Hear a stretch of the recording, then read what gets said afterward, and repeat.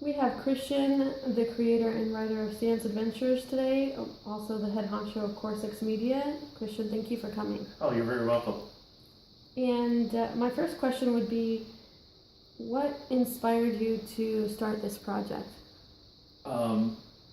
Being declared legally blind, it kind of helped start all of this.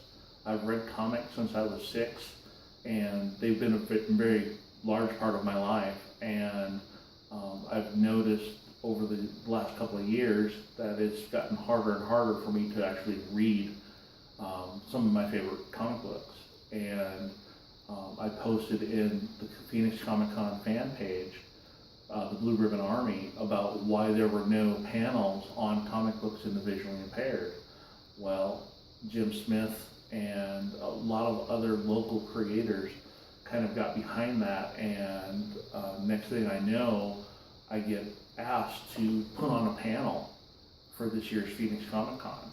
And I chose, out of all of the stories that we had, that the easiest one to do would be Stan's Adventures, and I'm kind of glad that I picked that one. What's your favorite comic book or cartoon? Oh man, you're gonna age me here. I think some of my favorite cartoons were the old Looney Tunes. Bugs Bunny, Donald Duck, or Daffy Duck, Donald Duck, oh my god. Daffy Duck, Marvin the Martian, which is kind of like the inspiration for Stan's Adventures. It's a little bit of old Looney Tunes with the Futurama, and one of my favorite comics, Barry Lean, Boy Genius. Some of my other favorite comics have been the Avengers. Big X-Men fan from the 90s, and Star Wars. I grew up on Star Wars, so that's got to be in there, both the old Marvel and the Dark Horse stuff. How are you hoping to impact the community when you started this project? I'm hoping that it'll bring awareness to not just the small press companies that are out there, but to some of the bigger ones like Marvel and DC and Image and Dark Horse, that even though there are people out there with visual impairments, they can still be entertained by their characters. I grew up with these comic books, Batman and Superman and Spider-Man and X-Men and Avengers, and it's to see somebody new experience those characters for the very first time in a way that is beneficial to them will just make my heart grow even larger. It's something that I want to impact everybody who not just is visually impaired, but has dyslexia or ADHD. You know, I want them to experience these characters in a new and exciting way. So what makes this different than other animated comics that you can find on YouTube?